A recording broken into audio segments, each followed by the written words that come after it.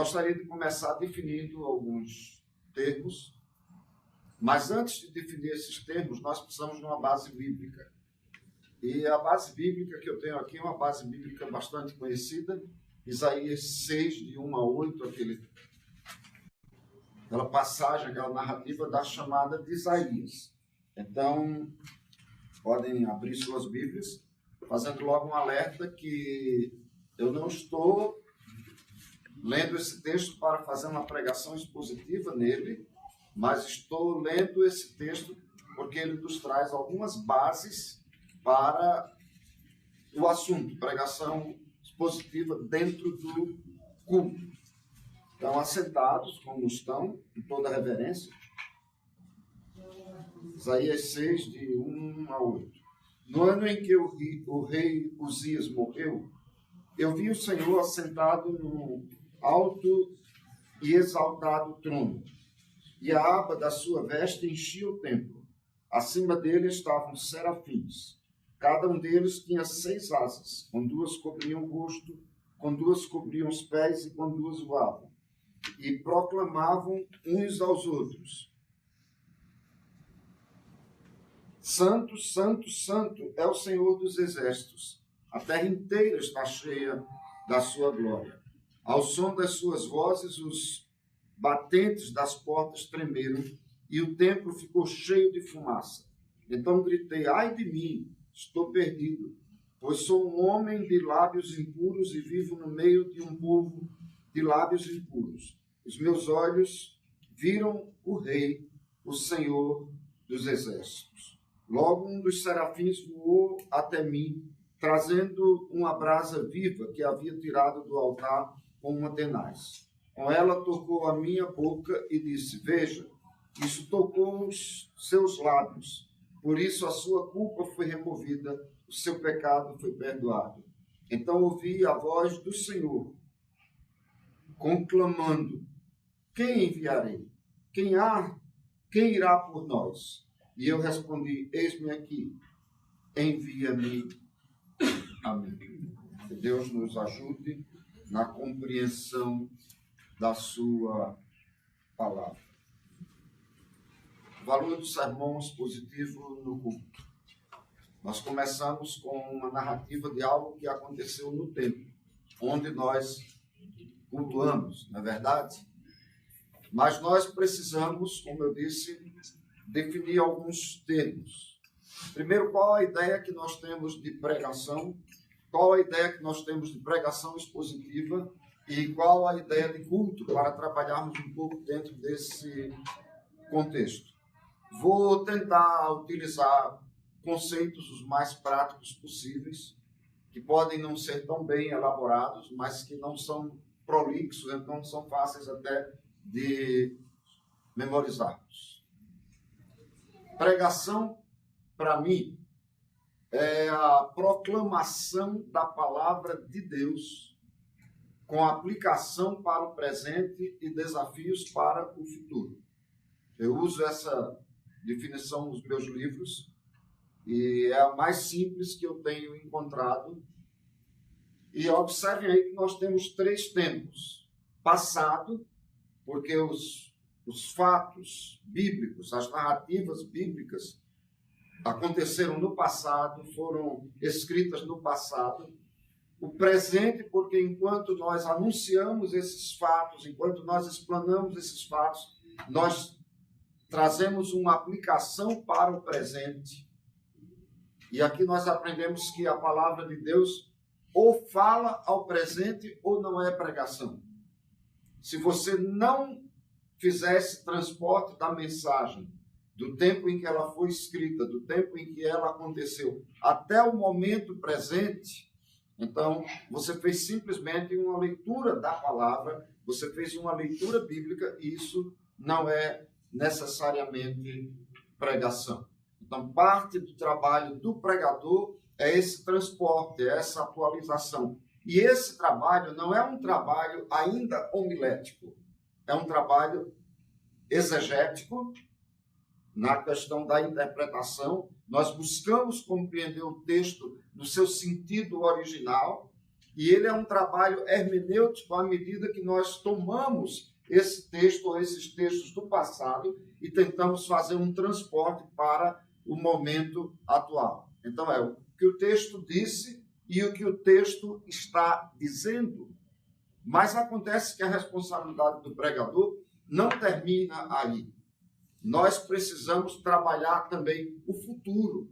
O que é que essa vai produzir na vida de cada um de nós, começando na vida do próprio pregador, na vida dos seus ouvintes, nas vidas das pessoas que vão ser alcançadas por esses ouvintes. Então, isso faz com que o feedback na pregação, a resposta na pregação, seja algo muito, muito complexo. Nós não podemos imaginar os efeitos da pregação. A passagem bíblica que eu li, nós lemos, Isaías 6, de 1 a 8, é uma passagem muito importante, porque ela traz aquilo que acontece no culto.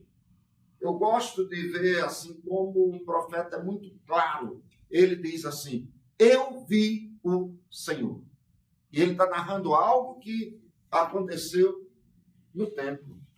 Eu estou aqui parecendo pregador, a culpa é do Michel. Eu devia estar aí no meio de vocês, passeando, brincando, mas brincando e comunicando as boas verdades, né? As verdades do Evangelho. Mas ele está filmando, então eu tenho que ficar aqui. Michel, você é ocupado. Mas está trabalhando pelo Senhor. Ele é um bom menino, né? Então, aqui nós temos, na narrativa de Isaías, detalhes que aconteceram e acontecem no culto. Alguém vai ao templo, alguém vê o Senhor e pode precisar a sua experiência. Eu acho isso fantástico. Ele diz, no ano em que morreu o rei Uzias, ou quando o rei Uzias morreu. Eu fui ao templo, eu vi o Senhor no templo. Então, esse deve ser o nosso conceito de culto. Nós vamos ao templo, nós não vamos para embalo, para simplesmente cantar, para simplesmente ver uma coreografia. Essas coisas podem acontecer como partes do culto, mas nos conduzindo a uma realidade maior, que é que nós estamos ali para ver o Senhor. E então, nós vemos o Senhor enquanto cantamos, nós vemos o Senhor enquanto oramos, e o culto é cheio de partes, né? Até avisos tem, né? É o mal necessário. Mas a parte principal do culto é o que acontece no púlpito. Não pelo púlpito em si, não pelo pregador em si, mas porque na mensagem nós temos o anúncio da palavra de Deus. Deus está falando ao coração de cada um de nós através da sua palavra.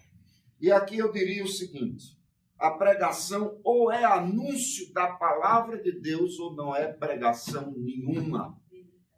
A pregação cristã, ela há de ser sempre anúncio da palavra de Deus. Em 2013, eu publiquei um livro chamado O Clamor da Igreja em Busca de Excelência no Púlpito. E esse livro é uma desconstrução da homilética. Por quê? Porque a gente geralmente pega um livro e o livro está cheio de conceitos do autor. E eu não comecei com conceitos meus ou de qualquer um outro autor. Eu comecei com reclamações dos ouvintes. E é terrível como os ouvintes têm reclamação dos seus pregadores e das suas pregadoras. Por quê? A reclamação maior é fuga da palavra. A mensagem está deixando de ser exposição da palavra de Deus. E em deixando de ser exposição da palavra de Deus, ela está deixando de ser pregação cristã. Porque a pregação cristã, como eu já disse, há de ser sempre uma exposição da palavra. Então aqui vem o último termo, mas não estou terminando não, tá? Vocês vão ficarem alegrinhos logo já. Aqui vem a última definição, o último termo que eu preciso definir, que é a questão da pregação expositiva. Quando é que a pregação é expositiva? Então, trabalhar isso um pouquinho. A pregação é expositiva independente do tamanho da perícope. Essa é uma palavra muito bonita, eu aprendi com o Léo. Conjunto de versículos, não? Um bloco de versículos. Então, independente do tamanho da perícope ou do versículo isolado que nós estamos tomando. Então, você pode pregar até no Salmo 119, né? E lá é mesmo que você não vai fazer um expositivo em uma mensagem. Então, você lê um texto e não foi expositivo. Ah, mas foi um texto grande. Não tem nada a ver. Você pode ler um texto pequeno e mergulhar numa exposição bíblica de grande profundidade. Se você trabalha os contextos históricos, geográficos, biográficos, conceito anterior, conceito posterior, tudo isso você trabalha e dá vida à mensagem. Isso é muito importante. Então, o sermão expositivo, ele trabalha o seu texto, a sua perícope. Ou seja, o texto não é um ornamento. O texto não é um ornamento. O todo disso aqui, com os projetos da FTRB,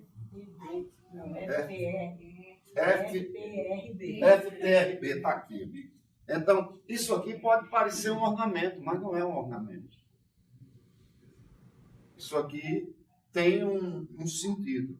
Agora, os anúncios estão aqui, mas imagina se tirasse essa tela aqui,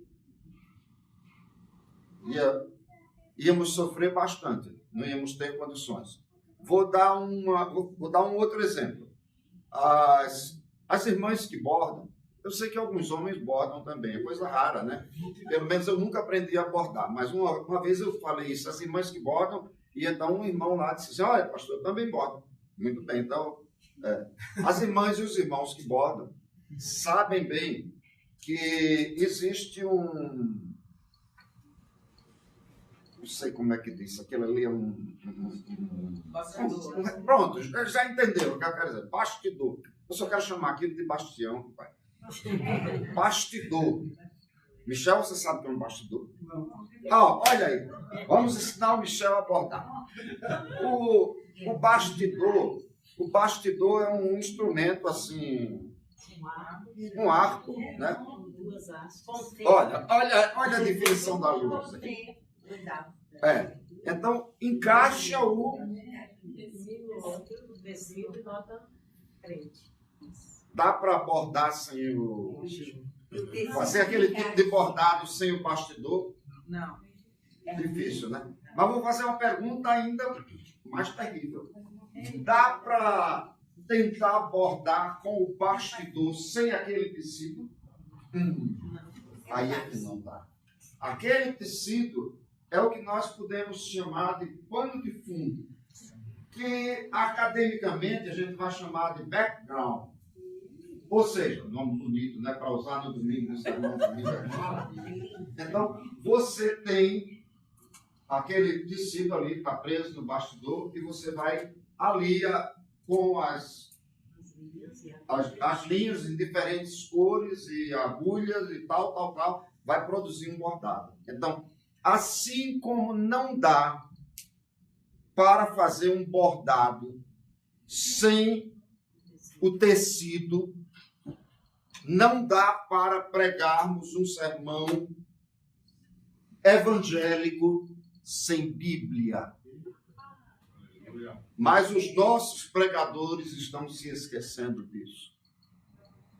E muitas vezes nós vamos ao culto, com todo respeito a alguns pregadores, mas nós vamos no culto, eu ia dizer, entramos e saímos do mesmo jeito. Não, mas eu não entro e saio do mesmo jeito, não. Eu entro e saio pior do que entrei, porque eu saio zangado. Se a mensagem bíblica, ou seja, sermão é expositivo quando o texto é levado a sério. Quando nós lemos um texto Abram suas Bíblias e tal, vamos ler a passagem tal, assim, assim. Então, quando nós lemos uma passagem bíblica, nós estamos assumindo um compromisso com Deus. Nós estamos diante dos ouvintes, mas nós estamos primeiramente diante de Deus. Então, nós não podemos brincar com a palavra de Deus. Tem acontecido coisas terríveis no púlpito, no culto também. Uma ocasião dessas eu estava participando de um culto, participando como crente em Nosso Senhor e Salvador Jesus Cristo, né? Sentado lá no meu lugarzinho como visitante. E o pastor começou a fazer que pregava, né? Fazer de conta que pregava. Então ele leu um texto e aí ele logo viu alguém, o irmão está aqui, estava viajando, não foi? Eu soube que o irmão estava viajando e tal, como foi sua viagem? Começou a conversar com aquele irmão. Eu fiquei assim, interessante. Aí depois ele falou com as outras pessoas, disse umas bobagens lá, desculpem a minha expressão, né? Aí depois ele disse assim, irmãos, onde é que eu estava mesmo? Olha, eu fiquei zangado, eu fiquei pensando, quanta irresponsabilidade. Homem, se tu não sabes onde estavas, como é que nós vamos saber? Que obrigação nós temos de saber onde o pregador estava? Mas esse é simplesmente um exemplo. Tem muita gente fugindo da palavra de Deus. Lê o texto. Esse texto não é levado a sério, se torna um pretexto. O pregador começa a falar outras coisas e foge mesmo do texto e nunca mais volta a ele. Há até um costume terrível. Nada contra os cânticos, sejam eles contemporâneos ou tradicionais, mas na hora certa. Dentro do culto, na hora certa. Então há um costume de alguns pregadores que eles leem, depois vamos ter um período de cântico. Aí eu digo assim, é para a gente esquecer o texto. Então, lê a passagem bíblica, digamos. Lê um salmo, uma passagem no Evangelho, em qualquer parte das Escrituras, nos profetas. E aí, tem um período de cânticos ali, pronto, todo mundo. Quando ele volta, ele diz o que quer dizer, o céu é o limite. É como aquele pregador que disse, vou falar sobre assuntos diversos. O púlpito não é lugar de se falar sobre assuntos diversos. Ou expomos a palavra de Deus, ou não terá valido. Teremos tomado o tempo dos nossos ouvintes e teremos sido infiéis ao nosso compromisso que temos com Deus de sermos fiéis porta-vozes da palavra dele. Então, o esforço da exposição bíblica, e eu falo aqui exposição bíblica como um programa da FTRB, é exatamente o esforço de trazer a centralidade da pregação para o culto. Estou correto, doutor Michel? Não é isso? Ou seja, não é que a pregação, simplesmente porque tem esse nome bonito, pregação, ela é a parte mais importante do culto, mas ela é o centro. Nela está a centralidade do serviço religioso, digamos assim, mas pela única razão de ser ela a exposição da palavra de Deus. Na hora que perde essa condição de exposição, perde também a condição de centralidade dentro do culto. Qual o valor disso? O valor está no fato de que nós somos tocados pela palavra. Não é pela palavra do pregador, mas é pela palavra do Senhor. É Deus quem fala a cada um de nós. É Deus quem fala aos nossos corações. Agora, isso aumenta ainda mais a responsabilidade do pregador. Então, o pregador, digamos, não tem muito tempo para pregar, às vezes não tem nenhum tempo. Eu fico muito aflito quando eu sinto isso. Não houve preparo. E aí alguém me pergunta assim, mas professor, e como é que faz? Eu digo, viva a palavra. Viva a palavra. Se você vai pregar, não é pensar assim, ó, eu vou falar sobre o céu, eu tenho uma ilustração de um crente que morreu, eu tenho outra ilustração. Não pense nisso, não. Não pense nisso, não. Pense, eu vou pregar a palavra, então eu preciso que o Senhor me dê a palavra. Esse é o passo inicial. E o envolvimento nisso é algo que vocês conhecem muito, que se chama oração. Não dá para ter boa pregação, não dá para ter uma pregação expositiva sem a oração. Nós temos várias ferramentas que são necessárias, eu mencionei a exegese, a hermenêutica, mas eu diria, número 1, ore. Se você quer pregar a palavra, peça a Deus que lhe dê a palavra.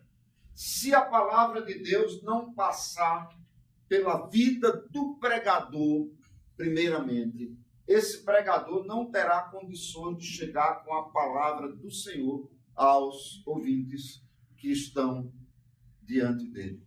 Então, pregar expositivamente, digamos, pregar a palavra de Deus, é muito mais do que conhecer técnicas. Técnicas até o inimigo conhece. Mas pregar o evangelho é viver o evangelho. Pregar a palavra é viver a palavra. E aí entra, digamos, o recurso que nós temos de pregarmos sermões expositivos sequenciais. Você pega uma passagem da Bíblia, digamos, um determinado livro. Vou pregar na carta de Paulo aos Filipenses, ou na carta de Paulo aos Efésios, ou eu vou pregar no livro dos Salmos, ou tem qualquer livro bíblico, mas esse livro precisa tocar primeiramente a você. Eu tenho pregado assim, preguei muito assim quando eu fui pastor de igreja, né? Hoje em dia o meu envolvimento é mais um envolvimento acadêmico, um envolvimento como pesquisador, mas eu fiquei muitos anos no ministério e tive experiência de 4 pastorados, pastorado em 4 igrejas. E tenho boas lembranças assim de como eu tremia diante dessa responsabilidade de pregar. Mas o que aliviava essa tensão era exatamente o poder pregar expositivamente. E você está pregando naquele livro, digamos, você está pregando em Filipenses, você está vivendo aquilo e levando o povo a viver. Então, cada passagem da Escritura que você vai tomando, o povo vai bebendo aquilo ali. Um recurso até, digamos, no culto de oração, na semana, né, ao meio da semana, ou nos pequenos grupos, você trazer alguns pontos daquela mensagem, algumas indagações, alguns pontos para reflexão, para que o povo possa estudar, o povo possa dizer o que entendeu, de que modo essa passagem vai fazer uma diferença na vida deles. A igreja evangélica no presente está precisando ser abalada. E não é abalada pura e simplesmente durante os cânticos, mas é abalada começando aqui dentro. E pregador nenhum tem o poder de fazer isso, porque isso aí é obra do Espírito. Mas nós somos instrumentos. A nossa responsabilidade é grande porque Deus nos tem feito instrumentos para a valorização da exposição bíblica no momento atual. Nós estamos... Deixa eu falar aleluia no final. Podem falar no final da minha frase, mas não falem agora no começo não, porque eu vou completar a minha frase. Nós estamos na época de maior expansão evangélica que o Brasil já teve. Não falem aleluia. Esse é o período de maior crescimento. de evangélicos. Infelizmente, tem um mais. Tem um adversativo. Nunca a falta de qualidade foi tão grande. O que é que está faltando? Está faltando vivermos a palavra. Essa palavra não pode ser vivida sem ser conhecida. Essa palavra não pode ser conhecida sem ser palavra, não pode ser pregada sem que haja um despertamento começando em cada um de nós. Agora, imaginem a nossa responsabilidade. Imaginem. Então, o mundo está como está. O Brasil está como está, porque as pessoas estão se desviando da palavra. A Bíblia diz que é feliz a nação dos judeus ao Senhor. Então, se o Brasil não tem Deus como Senhor, é maldito mesmo. Está bom. Mas eu estava com uma certa má vontade com ele, porque eu não gostei daquele livro. Né? Bem, todo esse tempo passou, graças a Deus ele é um pastor bem-sucedido, está na mesma igreja por muitos anos. Ele é pastor, eu acho, da primeira igreja batista de Porto Velho. E cada vez que eu o encontro, aí eu digo, e aí, pastor? Aí ele está vendo que o Brasil é maldito mesmo? Pior é que tanto tempo depois eu tenho que concordar, entregar minha mão palmatória, né? Então, nós precisamos reverter essa situação. Acontece que muitas vezes a falta de fé nos atinge. O desânimo nos atinge. E quantas vezes nós dizemos assim, não tem jeito mais não. Tem jeito. Tem jeito. Nós precisamos acreditar que a palavra, quando pregada, faz milagres. Não é o pregador, mas é o poder da palavra. Eu não sei quantos de vocês aqui já tiveram a oportunidade de pregar num funeral. Eu acho que é uma das ocasiões mais tremendas na vida de um pregador, porque as pessoas estão chorando e tal. E quando você chega e abre a palavra e começa a ler o conforto, então Deus começa a trabalhar nos corações e você presencia, você constata que as pessoas estão enxugando suas lágrimas, estão se acalmando para ouvir a palavra de Deus. A nossa responsabilidade, o nosso dever é muito grande. Então, essa questão ética é um dos ganhos, digamos assim, que a igreja tem quando nós pregamos expositivamente. Quando nós interpretamos a palavra, quando nós trazemos a sabedoria de Deus e não a nossa sabedoria. Agora, isso dá um pouquinho de trabalho. É muito mais fácil seguir aquele conselho, né? Conceito também que alguns têm eu abro a Bíblia em qualquer lugar e Deus me dá a palavra porque a palavra vem do Espírito. Eu concordo, que o Senhor é quem dá a palavra. Mas eu também penso que Deus não patrocina a irresponsabilidade de ninguém. Vocês são acadêmicos, vocês são estudantes de teologia, e vocês sabem que se a gente não estudar, se não se esforçar, não vai ganhar uma nota alta simplesmente por ser crente. A parte que cabe a cada um de nós fazer, Deus respeita a nossa oportunidade, a responsabilidade que nós temos de efetuar a tarefa que nos foi dada. Então, por mais que haja fé, isso aqui é um pequeno livro de 416 páginas, um livro de homilética, né? Então, eu vou ter uma prova de homilética, eu não dou muita prova em homilética, não. Eu quero que o aluno aprenda, eu vou fazer prova de livro aberto.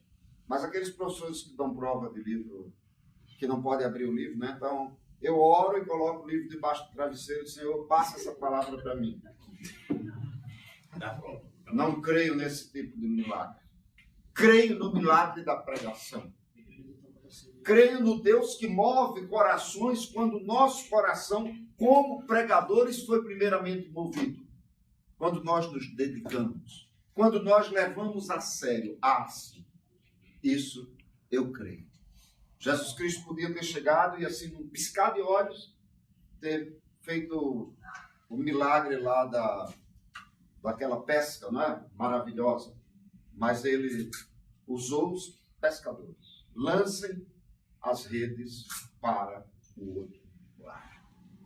Então, nós estamos precisando lançar as redes para o outro lado. Nós estamos precisando lançar as redes de modo direito. Nós estamos precisando de uma volta à pregação da palavra de Deus. Agora, hermenêuticos e homiléticos, que às vezes a gente não gosta muito de estudar, de aprendê-los, mas que levam tempo, exigem de nós, mas nós precisamos saber o que nós estamos fazendo, né? Um erro de interpretação pode ser algo muito, muito sério, como aquele pregador que estou morrendo de fome. Ora, se ele tinha, até ele achou que estava fazendo um caminho bem lógico, né? Ora, se ele tinha jornaleiros, é porque ele tinha um jornal, ele possuía um jornal. E então, para ter um jornal, ele tinha uma gráfica, só que isso foi bem antes de Gutenberg, né? Então, quantas vezes as interpretações são completamente equivocadas? E a gente ri aqui porque eu fiz para vocês rirem mesmo, mas lá no púlpito dá vontade de chorar, né? E às vezes são erros assim simplesmente porque o pregador não estudou. O pregador abre a Bíblia naquela passagem lá do profeta que diz: nenhum homem foi encontrado para ser posto na brecha do muro. E ele prega sobre as mulheres notáveis da Bíblia. Não dá. E esse aí eu estava presente. Eu não ouvi contar, eu estava presente. Então, quando não se tem tempo, e eu diria, não é falta de tempo, é falta de prioridade, é falta de programação, é falta de colocar a responsabilidade da pregação como algo fundamental no ministério. Pastor, dirigente de igreja, digamos assim, ele é considerado um faz-tudo, né? Então, chamado para aqui, para ali, para lá. Quando morre um, ele é chamado. Quando nasce um, ele é chamado. Quando alguém está triste, chama o pastor. Quando alguém está alegre, chama o pastor. O pastor é o bolinho de festa. E nós precisamos aprender a colocar os nossos auxiliares para fazerem parte desse trabalho. Nós precisamos aprender a falar não. E nós precisamos aprender que, antes de tudo, nós precisamos estar preparados para nos apresentarmos diante de Deus. Não é nem simplesmente porque nós nos apresentamos diante das pessoas, isso já seria uma grande responsabilidade, mas a nossa prestação de contas é ao Senhor. E Paulo diz: procura apresentar-te diante de Deus aprovado como obreiro que não tem de que se envergonhar, que maneja bem a palavra da verdade. Então, depois que nós aprendemos alguns princípios de estudo, se torna muito fácil de você tomar um texto bíblico e depois de algum tempo de meditação, de oração, de reflexão, de estudo ali, na presença do Senhor, você fazer algumas anotações, você chegar a uma conclusão daquilo que realmente o texto está dizendo. E você tentar seguir dentro do texto. Então, pregação expositiva, ela trabalha o texto. A forma que você vai apresentar é importante, mas não precisa ser aquela forma muito professoral, muito, olha, o texto bíblico está dizendo isso, as raízes desse texto são isso, isso, isso, então eu baixo a cabeça aqui, não presto atenção aos meus ouvintes, eu estudei muito bem aqui, mas eu não estudei muito bem aí. Vocês já têm ouvido falar, e eu mesmo já falei aqui, na palavra exegese. Um estudo profundo da porção bíblica que nós estamos trabalhando. Então, por que esse texto está aqui? Por que ele foi escrito? Quando foi escrito? Quem escreveu? Qual o contexto da época? O que significa? E essa palavra aqui, nós vamos trabalhando. Isso é uma exegese do texto, tentando explicar de um modo bem simples. Mas nós precisamos fazer uma exegese dos nossos ouvintes. A boa pregação expositiva é aquela onde o pregador ou a pregadora tentou não apenas conhecer o texto bíblico, mas ele tentou também conhecer os seus ouvintes, para poder levar a mensagem de um modo adequado até essas pessoas. Bem, eu teria todo prazer em falar até às 3 da tarde, mas a gente tem que parar. E eu quero dizer a vocês o seguinte: cumpram o desafio. Pregar é comunicar ou explanar a palavra de Deus com aplicação para o presente e desafios para o futuro.